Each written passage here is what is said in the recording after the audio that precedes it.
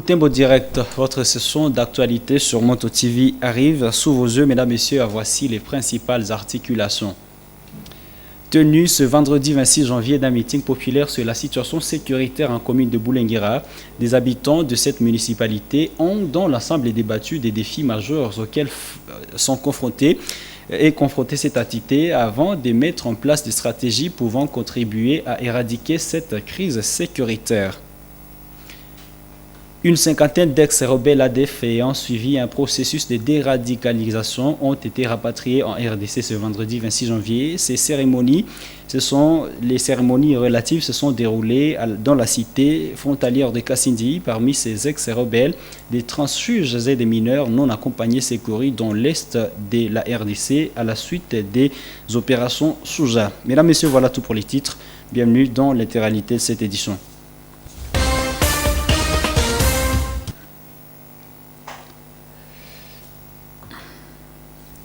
La société civile de la commune de Boulenguera a débuté une séance de sensibilisation de la population sur la situation sécuritaire et sur les défis majeurs à présenter aux élus de Boutembo. C'est une occasion pour cette structure de présenter le bilan sécuritaire de l'année 2023 et proposer avec la population des pistes et des solutions pour l'année 2024. Ce vendredi 26 janvier, la société civile a ciblé les habitants du quartier Kiarala. Reportage Nelly Mwengesali et Delphin Weya.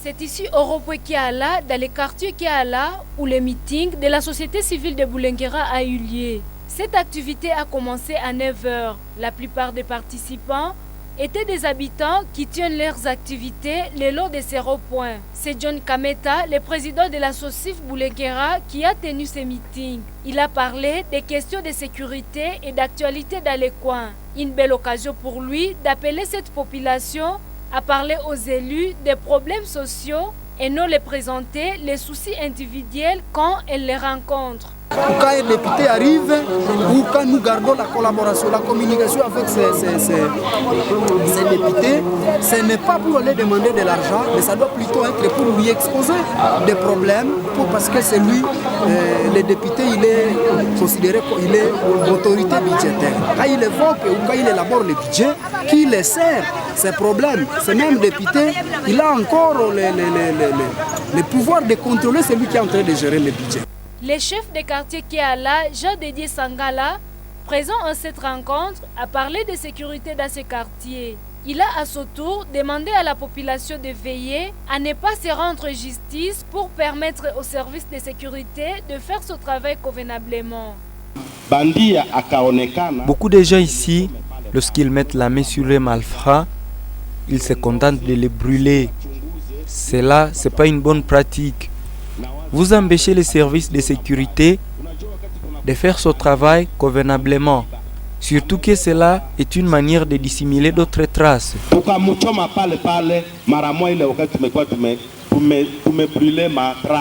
John Kameta, président de la SOCIF locale et organisateur de la rencontre, dit que le thème choisi valait la peine. Selon lui, la population frustre les députés élus en les demandant de l'argent, une situation qui peut amener les députés à prendre des distances avec leurs électeurs. Ce n'est pas interdit à un élu de donner l'argent aux citoyens, mais ce qui a été vécu, c'est que parfois, ce sont des électeurs qui pouvaient même forcer ces élus à donner de l'argent. Et cela a semblé être une obligation pour ces élus. Quand ils veulent descendre auprès de la population, ils pouvaient d'abord voir comment leur poche était bombée. Il y avait même des citoyens en appelant les candidats. Ce n'était pas parce qu'ils veulent écouter comment ils peuvent aller les défendre, ce n'était pas parce que ils sont en train de vouloir les charger, mais c'est parce que peut-être certains savaient que c'est quelqu'un qui donne de l'argent et que quand on va l'appeler obligatoirement, il va toujours donner de l'argent. Ces séances vont s'élargir dans d'autres quartiers, indique la société civile de Boulenguera. Cette séance était aussi une occasion pour les habitants de présenter à la société civile quelques problèmes auxquels ils font face dans cette partie de la commune de Boulenguera. Suivez ces habitants dans ces propos, toujours recueillis pour vous par Nelly Mwengesali et Delphin Weya.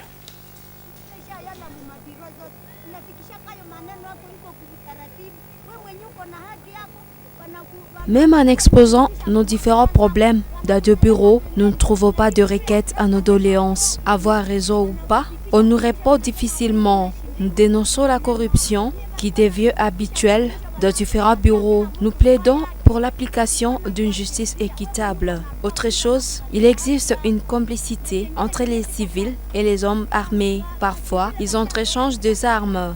Étant fautifs et même incarcérés, subitement, juste après quelques jours, nous voyons des fautifs vagabonder ça et là.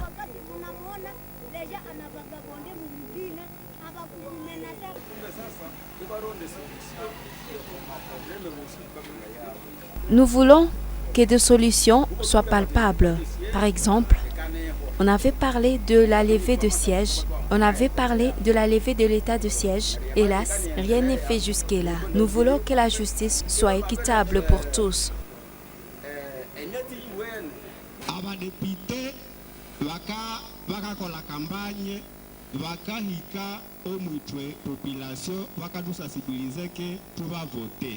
Candidats nous sensibiliser dans différents quartiers et coins de la ville. Mais lorsqu'ils sont élus et partent à Kinshasa, ils disparaissent. Et cela sans trace. Alors, à nous de les chercher ou le contraire.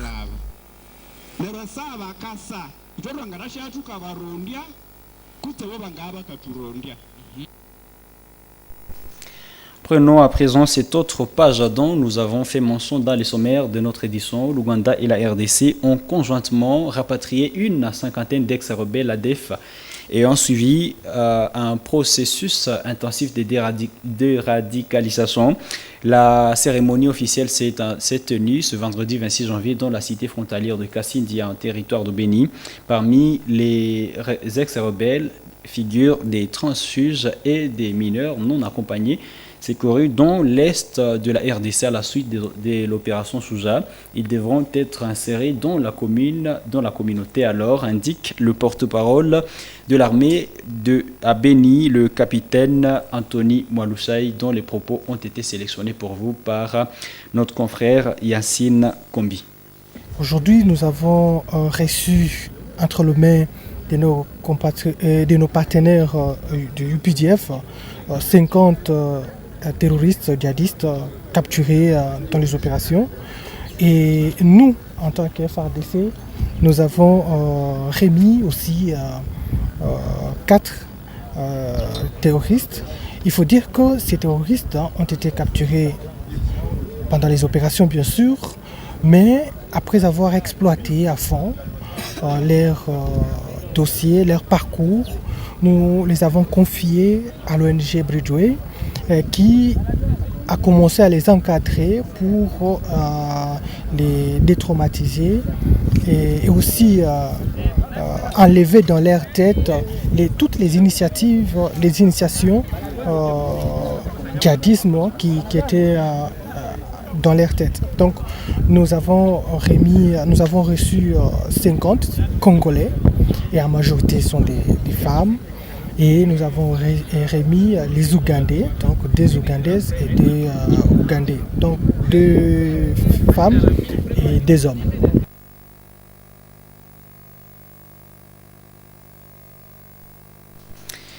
La localité des Mouesso, un territoire de Massissi, est désertée de sa population après des explosions à la bombe qui ont fait des victimes jeudi 25 janvier. Selon la société civile, des centaines d'habitants vident la localité depuis ce vendredi et se dirigent dans les villages de Kashuga, Nyanzale, Rugarama et Kashanza pour se mettre à l'abri des menaces du M23. Le président de la société civile de la chefferie des Bachali, Tobi Kahangu, qui confirme ce déplacement de la population, s'inquiète cependant du départ des organisations humanitaires de la zone. Suivez-les au téléphone de Yacine Kombi. Kwa sasa tunahesabula watu 21 ndio wamekwisha kufariki na wengine. Pour l'instant, nous comptons 21 personnes qui sont décédées dans des explosions à la bombe et à Mouesson et plusieurs blessés pris en charge à l'hôpital. Des habitants ont été appelés de quitter le milieu, mais les FARDC avec leurs alliés Ouazalendo sont encore sur place ainsi que les rebelles du M23. D'un moment à l'autre, les affrontements peuvent éclater dans Mouesso. Notre inquiétude, c'est le fait que même les organisations humanitaires ont vidé la localité. La vie sera pire ici dans les jours à venir, car il sera difficile d'apporter de l'aide aux nécessités. Pour le moment, je ne sais pas si notre gouvernement ou l'armée envisage quelle solution à ces problèmes.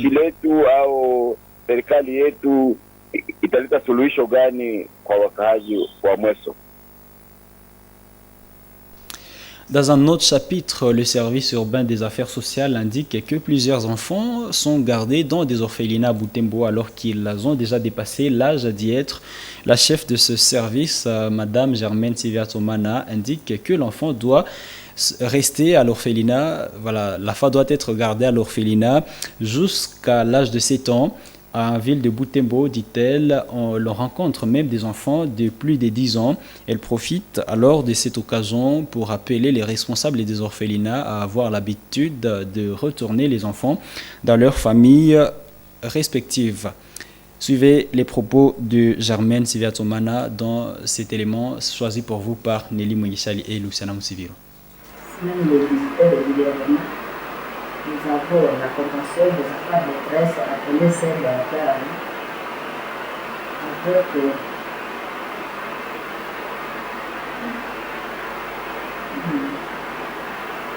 27 filles et 24 garçons. Ça, c'est un nombre exagérant. Avoir 51 enfants de féminins, c'est beaucoup. De 0 à 15 ans. Celui de 15 ans de temps qui est basé dans le féminin doit déjà être chez nous.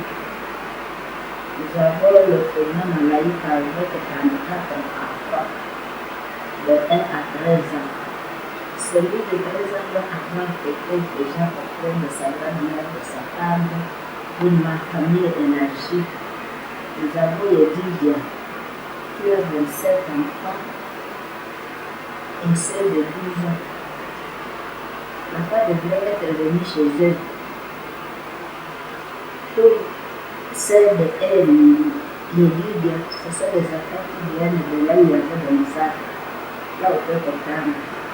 Mais si quelqu'un pouvait les adopter, un de ces enfants-ci, et puis ensemble avec le tribunal de paix, juger comment adopter cet enfant et donner les documents. Nous avons le tribunal qui fait grâce avec 25 enfants. De 0 à 12 ans. Il y a le féminin qui fait espoir. Là, il y a des pygmées. Là, on a 36 enfants. Et ces enfants, pygmées ne devraient pas être en thème, mais devraient être verbés, puisqu'à Béli, on va rencontrer les autres pygmées qui sauront cet enfant est de père pour l'île. Comme quoi il doit vraiment réunifier l'enfant avec sa famille ou un membre de la famille. Comme là chez Malaïka, il y a les enfants de l'école, il y a les enfants de Kapatsara. Une fille qui est de l'école, mais qui reste dans le film. Pour montrer quoi, une fille qui est de l'avenir d'or, qui reste là au propre bâtiment. Qu'est-ce que cet enfant fait là-bas? Pourquoi ces responsables restent avec l'enfant? Et on se demande quoi faire par rapport à ces enfants-là. Société et environnement, pour boucler cette édition, la coordination des comités des élèves de Butembo et le comité du Parlement des jeunes de Butembo ont entretenu le monument du rond-point Abbé Malumalu et ses alentours ce vendredi 26 janvier. Les deux structures juvéniles ont inscrit cette activité dans le cadre de la sensibilisation de la jeunesse de Butembo en marge de la journée internationale de l'éducation. Célébré le mercredi 24 janvier dernier, ces groupes de jeunes ont mis en garde les candidats députés autour des affiches qui inondent plusieurs lieux publics de Butembo. Suivez ce reportage. Voici l'image du grand rond-point Abbé Malumalu avec son monument qu'il embellit à l'entrée du centre-ville de Butembo. Cet édifice s'est vu inondé par des affiches des candidats députés en cette période électorale, dégradant ainsi sa belle vue. Sur les lieux, des déchets, essentiellement des bagages, sont jetés ça et là. Ces immondices sont abandonnés par des jeunes qui viennent se faire photographier à cet endroit. Ces volontaires ont procédé alors au ramassage de ces déchets. Une dizaine environ, les membres de la coordination des comités des élèves et celui du Parlement des jeunes de Butembo ont assaini cet espace. Le but de l'activité est de rappeler que l'éducation n'est pas seulement l'instruction, mais c'est aussi l'application des gestes qui peuvent sauver des vies. Tungela Jacques, coordonnateur des comités des élèves de Butembo, appelle la jeunesse à plus de responsabilités dans la gestion des déchets. Le plan environnemental, nous sommes en train de voir comment nous pouvons changer aussi du plan propreté, puisque c'est devenu des habitudes où les gens, parce que partout on doit laisser quelque chose qu'on détient à main, ça veut dire des saletés. Toutefois, on ne sait même plus respecter, puisque ça c'est quelque chose qui nous représente au niveau national, pourquoi pas international. C'est un rond-point. Imaginez que c'est une grande personnalité ça détient le nom d'une grande personnalité. Et c'est dont nous devons en protéger, voir, puisque c'est de notre droit état que les élèves, l'éducation n'est pas seulement l'application de la matière, mais plus également aussi l'application de ce que nous voulons, parce que la propriété aussi compte. Mate Maneno, président du Parlement des jeunes de Butembo, regrette que ceux qui salissent cet espace soient entre autres les candidats députés. À l'approche des élections municipales, ces jeunes appellent les candidats à épargner les édifices publics servant de sites touristiques pour la ville. Si aujourd'hui le monument est mal propre, à grande partie sont les photos, les affiches de ces honorables candidats à la députation nationale et provinciale. Et donc nous espérons que ces futurs candidats conseillers communaux ne seront pas, donc ne vont pas entrer dans la même bêtise que les autres ont commises.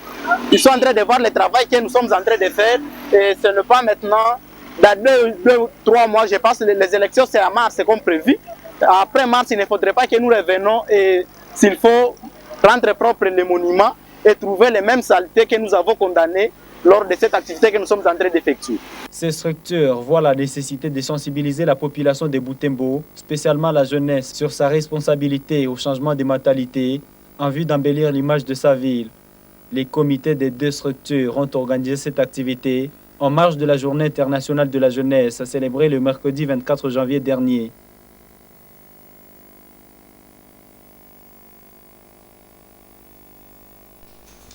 Mesdames, Messieurs, c'est la fin de cette édition de Journal sur Monto TV. Merci à vous qui l'avez regardé. Portez-vous bien, au revoir et bon week-end à vous.